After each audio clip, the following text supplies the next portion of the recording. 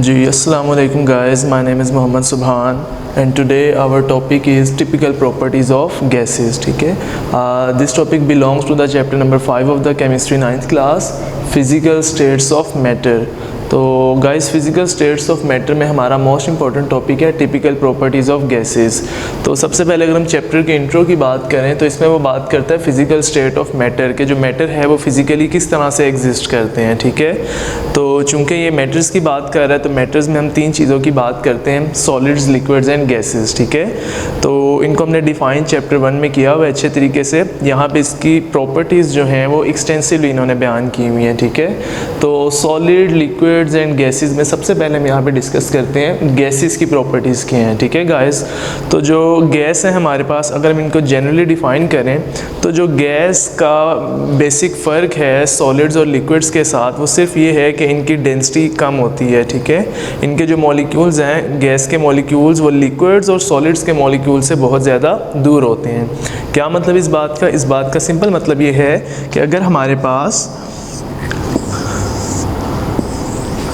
ये हैं गैसेस, ये हैं लिक्विड्स और ये हैं सॉलिड्स, अगर यहाँ पे हम इनके मॉलिक्यूल्स को ड्रॉ करते हैं तो गैस के मॉलिक्यूल्स हमें पता लगेगा कि एक दूसरे से काफ़ी ज़्यादा दूर दूर पाए जाते हैं। ठीक है, very far away from each other. ठीक है, ऑन द अदर साइड अगर हम लिक्विड्स की बात करें तो लिक्विड्स के जो मॉलिक्यूल्स हैं वो आपस में कदरे करीब होते हैं, लेकिन इसमें फ़र्क ये होता है कि ये टोटली एक दूसरे के साथ अटैच नहीं होते, और अगर अटैच होते भी हैं तो इनका एक प्रॉपर जो है ना डायमेंशन नहीं बनती, इनका एक वेल ऑर्डर और वेल डिफाइंड पैटर्न नहीं बनता। ठीक है, मतलब कोई मॉलिक्यूल यहाँ पे है तो कोई मॉलिक्यूल यहाँ पे है। ठीक है, ऑन द अदर साइड अगर हम सॉलिड्स की बात करें तो जितने भी सॉलिड्स मिलकर बने जिन मॉलिक्यूल से, वो बिल्कुल लीनियरली एक दूसरे के साथ अटैच हैं, इसके अलावा वो एक ख़ास पैटर्न में अरेंज हैं। ठीक है गाइस, जिसकी वजह से इनके मॉलिक्यूल्स के दरमियान जो एम्प्टी स्पेसेस हैं वो नेग्लिजिबल होती हैं, वो बिल्कुल ज़ीरो होती हैं, ना होने के बराबर होती हैं। ठीक है, जिसकी वजह से सॉलिड्स जो हैं वो काफ़ी ज़्यादा डेंस भी बन जाते हैं, मतलब वेटी, भारी, वज़नी बन जाते हैं। ठीक है, और इनकी जो स्ट्रेंथ है वो भी काफ़ी ज़्यादा हो जाती है, रिजिडिटी इनकी बढ़ जाती है। जबकि इन्हीं के कंट्रास्ट में अगर हम गैसेस की बात करें तो इनके मॉलिक्यूल्स आपस में काफ़ी ज़्यादा एक दूसरे से दूर दूर होते हैं। ठीक है, दैट इज़ द रीज़न कि जो गैस के मॉलिक्यूल्स हैं या गैस इटसेल्फ है वो काफ़ी ज़्यादा लेस डेंस होती है। ठीक है, तो अब इस फिनोमिना को अंडरस्टैंड करने के बाद there are further 6 properties of gases, one of them is diffusion. ठीक है, तो गाइस डिफ्यूजन के बारे में क्या कहा जाता है? डिफ्यूजन जस्ट एक नेचुरल फिनोमिना है। इन टर्म्स ऑफ गैसेस अगर हम बात करें तो डिफ्यूजन का सिर्फ ये मतलब है कि जो गैस के मॉलिक्यूल्स हैं वो higher level to lower level move करते हैं, या सेकेंड इसकी डेफिनेशन आपको ये बनेगी कि ये एक स्पॉन्टेनियसली मिक्सिंग है। ठीक है, स्पॉन्टेनियसली मिक्सिंग से मुराद ये है कि ऑटोमेटिकली ये मिक्सअप हो जाते हैं होमोजीनियस मिक्सचर बनाने के लिए। ठीक है, just on the basis of random motion. ठीक है, रैंडम मोशन क्या है कि एक मॉलिक्यूल इधर जा रहा है, दूसरा मॉलिक्यूल दूसरी तरफ जा रहा है, तो ये रैंडम एक बेतरतीब मूवमेंट करते हैं, जिसकी वजह इफ़ वी डिफाइन डिफ्यूजन तो हमें यहाँ पे इसको एक्सप्लेन करना पड़ेगा कि it is a process, it is a natural phenomena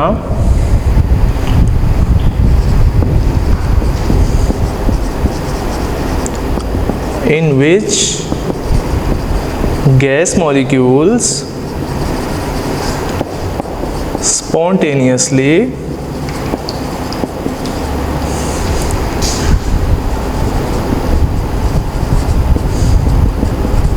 mixed with each other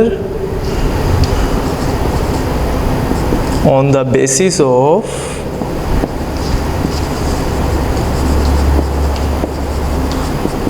random motion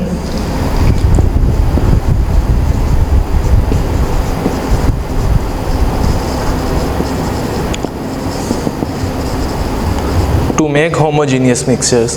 तो गाइस डिफ्यूजन जो है वो एक ऐसा प्रोसेस है जिसके अंदर जो गैस के मॉलिक्यूल्स हैं वो स्पॉन्टेनियसली ऑटोमेटिकली मिक्स हो जाते हैं एक दूसरे के साथ, just because of random motion, क्योंकि जो गैस के मॉलिक्यूल्स हैं वो रैंडम मोशन को शो करते हैं, और रैंडम मोशन की वजह से ये आपस में एक दूसरे के साथ डिफ्यूज़ हो जाते हैं या एक जगह से दूसरी जगह डिफ्यूज़ हो जाते हैं। इस प्रोसेस को हम कहते हैं डिफ्यूजन। ठीक है गाइस, अब जो रेट ऑफ डिफ्यूजन है वो वेरी करता है गैसेस टू गैसेस, ठीक है। मिसाल के तौर पर जो हमारे पास लाइटर गैसेस हैं वो जो है ज़्यादा जल्दी डिफ्यूज़ हो जाती हैं बनिस्बत हैवियर गैसेस के, ठीक है।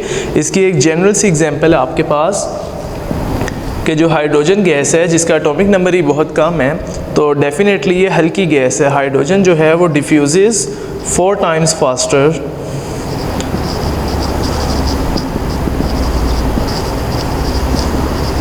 देन ऑक्सीजन O2, ठीक है। मतलब अगर हमारे पास कंटेनर में 2 गैसेस हैं, हाइड्रोजन और ऑक्सीजन, अगर हम इनको डिफ्यूज़ करवाएं तो डिफ्यूज़ हाइड्रोजन भी हो जाएगी और ऑक्सीजन भी हो जाएगी, लेकिन जो स्पीड ऑफ डिफ्यूजन है, रेट ऑफ डिफ्यूजन है, वो हाइड्रोजन का ज़्यादा है। तो 4 गुना ज़्यादा है डिफ्यूजन का रेट हाइड्रोजन का। तो this process is called diffusion. Now second process is effusion, या second property of gases is called effusion. अब एफ्यूजन क्या चीज़ है? एफ्यूजन सिर्फ ये है कि जो गैस के मॉलिक्यूल्स हैं वो एक टाइनी होल के ज़रिए बाहर निकल जाने की कैपेबिलिटी रखते हैं अपने अंदर। For example let's see we have a container and we have a tiny hole in it, तो गैस के मॉलिक्यूल्स जितने भी हैं वो उस टाइनी होल में से बाहर रिलीज़ हो जाते हैं। On the other side if we have a container which is half filled of water, और उस कंटेनर के ऊपर से अगर हम होल करते हैं तो चूँकि वो कंटेनर आधे पानी से भरा हुआ है, उस होल के अंदर से पानी नहीं बाहर आ सकता, क्योंकि पानी जो है वो लिक्विड है और लिक्विड के मॉलिक्यूल्स के दरमियान या लिक्विड्स के मॉलिक्यूल्स इफ्यूजन की प्रॉपर्टी एक्सप्रेस नहीं करते। तो effusion is just a property of gases कि किसी भी कंटेनर में जहाँ मर्जी आप सुराख कर दें, टाइनी होल आप क्रिएट कर दें, इन्होंने अपना रास्ता ढूंढ के वहाँ से रिलीज़ हो जाना है, ठीक है। तो इसी वजह से इफ्यूजन को वो इस तरीके से एक्सप्लेन करता है।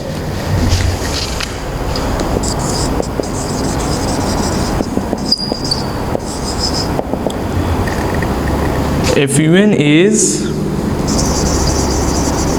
releasing out of gas molecules through tiny holes, ठीक है, या होल। टाइनी होल मतलब छोटे से सुराख के ज़रिए अगर गैस के जो मॉलिक्यूल्स हैं उस कंटेनर के सुराख में से बाहर आ जाते हैं तो उसको हम इफ्यूजन कहते हैं। Let's see it is a container, there are gas molecules या there are a lot of gas molecules in it and we have a tiny hole in it. ये इसमें एक छोटा सा सुराख है, ठीक है। तो ये जो गैस के मॉलिक्यूल्स हैं इस छोटे से टाइनी होल में से बाहर आ जाएंगे, ठीक है, एग्जिट आउट हो जाएंगे। तो दिस इज़ कॉल्ड इफ्यूजन, ठीक है। So now we move to the example of effusion process. The example which is absolutely right in this case is when a tire gets punctured, when a tire gets punctured, ठीक है। गाड़ियों के जो tyres होते हैं उनमें अगर अचानक से कोई कील लग जाए या कोई कांटा लग जाए उस पर, तो एक छोटा सा सुराख होता है और फ़ौरन with in a few seconds जो है वहाँ से सारे जो टायर की हवा होती है वो रिलीज़ हो जाती है। तो वो एक छोटे से सुराख से इतना बड़ा टायर किस तरह से ख़राब हो जाता है? द रीज़न इज़ दैट कि टायर के अंदर इफ्यूजन का प्रोसेस होता है। टायर्स की ट्यूब्स के अंदर गैस फिल होती है, उस टाइनी होल में से वो सारी गैस के मॉलिक्यूल्स बाहर निकल जाते हैं और जो हमारा टायर है वो बिल्कुल एंड हो जाता है, ठीक है जी। तो प्रेशर क्या है? प्रेशर, जब भी आप प्रेशर को डिफ़ाइन करेंगे गाइस, तो आपके जहन में बात आनी चाहिए कि pressure is just a force exerted per unit surface area. मतलब किसी भी इस चीज़ के ऊपर, सरफेस के ऊपर आप जब कोई फोर्स अप्लाई करते हैं तो उसको हम प्रेशर कहते हैं, ठीक है। In terms of typical properties of gases, pressure से क्या मुराद हो सकता है? In terms of typical properties of gases, pressure का मतलब सिर्फ ये है कि जो गैस का कंटेनर होता है जिसके अंदर गैस इनक्लोज हुई हुई होती है, उन कंटेनर्स को अगर हम थोड़ा सा भी मोबाइल करें या अपनी जगह पे भी रख दें, वो गैस के मॉलिक्यूल्स कंटिन्यूसली आपस में दाएं बाएं मूव करते हैं और वो कंटेनर्स की अपनी दीवारों के साथ हिट करते हैं, कोलाइड करते हैं, स्ट्राइक करते हैं, जिसकी वजह से फोर्स अप्लाई होती है और वहाँ पे प्रेशर क्रिएट होता है, ठीक है। तो यहाँ पे हम प्रेशर को डिफ़ाइन इस तरीके से कर सकते हैं। Pressure is force exerted per unit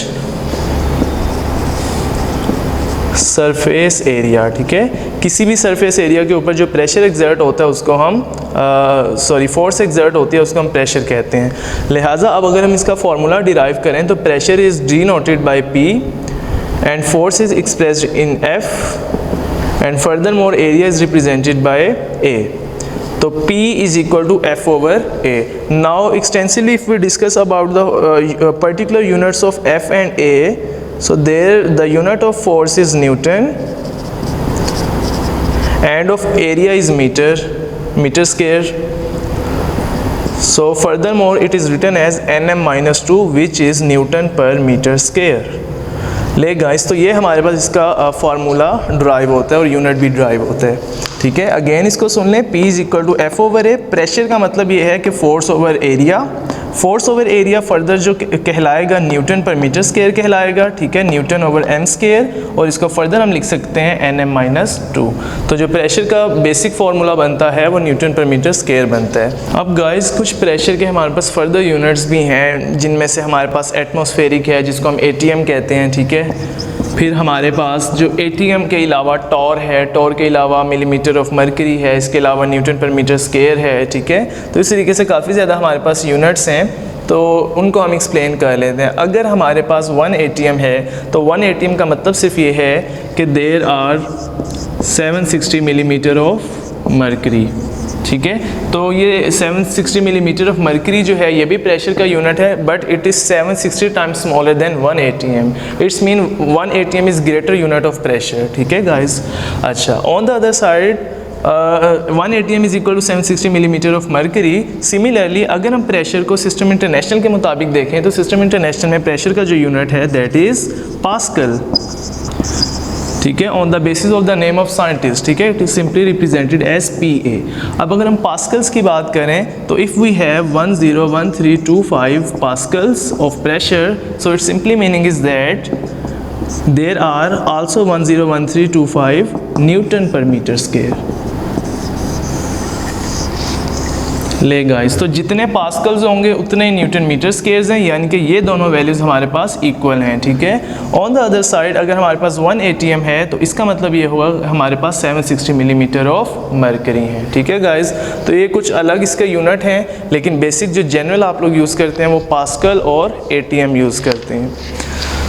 तो पता में ये लगा कि टिपिकल प्रॉपर्टीज़ ऑफ गैसेस में गैसेस की एक सिफ्त ये भी है कि वो एक अच्छा खासा प्रेशर एग्जर्ट कर सकते हैं कोलिजन करने की वजह से। अब नेक्स्ट प्रॉपर्टी है हमारे पास कंप्रेसिबिलिटी। तो गाइस कंप्रेसिबिलिटी क्या है? कंप्रेसिबिलिटी जो है वो दो वर्ड से निकला है, ठीक है। एक है कंप्रेस और एक है एबिलिटी। कंप्रेस कहते हैं किसी भी चीज़ को दबाने को, ठीक है, उसको प्रेस करने को, ठीक है, जबकि on the other side ability कहते हैं सलाहियत को। तो कंप्रेसिबिलिटी सिंपली इसका मीनिंग ये हुआ कि गैसेस के मॉलिक्यूल्स को इजीली दबाया भी जा सकता है, ठीक है। तो जब इनको कंप्रेस किया जा सकता है तो उस पर इफ़ेक्ट इतना आएगा कि उनका वॉल्यूम जो है वो कम हो जाएगा, ठीक है।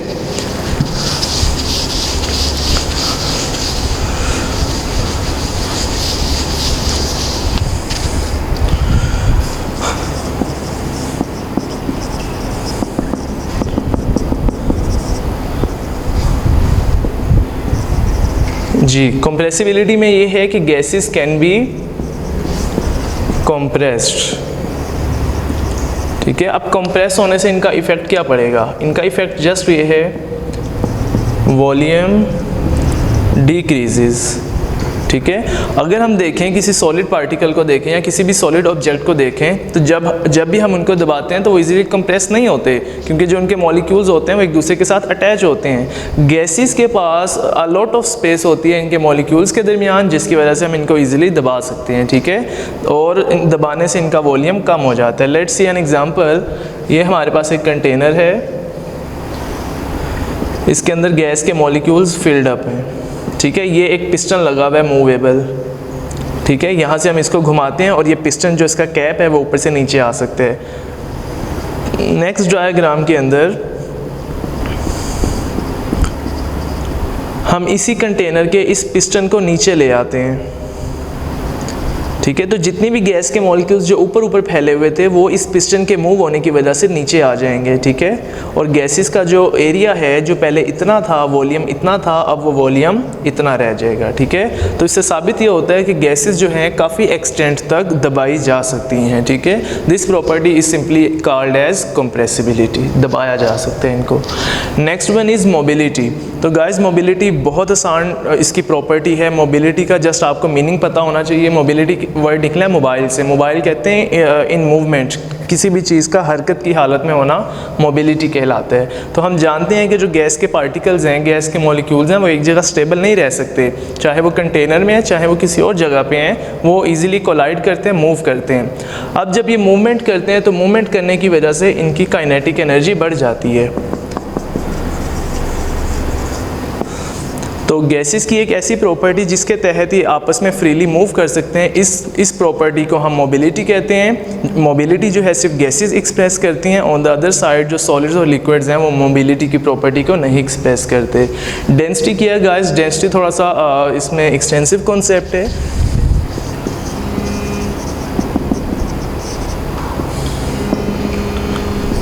जी गाइस, डेंसिटी क्या है? Density is a unique property of gases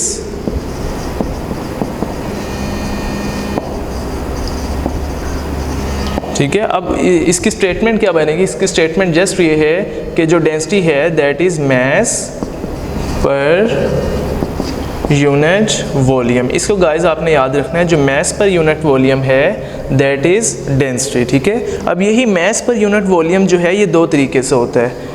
ठीक है, यानी कि इसके दो यूनिट्स बनते हैं डेंसिटी के बेसिकली। एक है हमारे पास ग्राम पर डेसीमीटर क्यूब और एक है हमारे पास ग्राम पर सेंटीमीटर क्यूब। ठीक है, तो दोनों जो हैं वो डेंसिटी के यूनिट हैं, लेकिन आपने यहाँ पे याद ये रखना है, जहन में ये याद रखना है कि जो ग्राम पर डेसीमीटर क्यूब है ये वाला यूनिट यूज़ किया जाएगा इन केस ऑफ गैसेस। जब आप गैसेस की डेंसिटी की बात करेंगे आपने ये वाला यूनिट इस्तेमाल करना है। जब आप लिक्विड्स या सॉलिड्स की बात करेंगे तो फिर आपने ये वाला यूनिट इस्तेमाल करना है। ठीक है, यहाँ पे हम डेंसिटी की प्रॉपर्टी जस्ट इस वजह से पढ़ रहे हैं क्योंकि जो डेंसिटी जो है वो डिपेंड करती है गैसेस के बिहेवियर के ऊपर। ठीक है, इसका मतलब ये है कि अगर गैसेस के ऊपर टेम्परेचर कम या ज़्यादा किया जाए तो उनकी डेंसिटी भी चेंज हो जाती है। ठीक है, वो किस तरीके से? Let's see an example. अगर हमारे पास 20 डिग्री सेंटीग्रेड टेम्परेचर है तो 20 डिग्री सेंटीग्रेड टेम्परेचर के ऊपर जो गैस हैं उनकी डेंसिटी तकरीबन बनती है हमारे पास 1.4 ग्राम पर डेसीमीटर क्यूब। ठीक है। ऑन द अदर साइड अगर हम बात करते हैं 0 डिग्री सेंटीग्रेड की, तो इस पे जो ऑक्सीजन गैस है इसकी डेंसिटी चेंज हो जाती है। ठंडा करने से जो इनकी हमारे पास डेंसिटी है वो चेंज हो जाती है और वो कितनी बन जाती है हमारे पास 1.5 ग्राम पर डेसीमीटर क्यूब। ठीक है गाइस, तो ये हमारे पास कुछ टिपिकल प्रॉपर्टीज़ ऑफ गैसेस हैं जिनमें से हमारे पास one of them diffusion, effusion, pressure, compressibility, mobility और डेंसिटी हैं। ठीक है गाइस, तो आज के लिए इतना ही। Take care of yourselves. अल्लाह हाफ़िज़।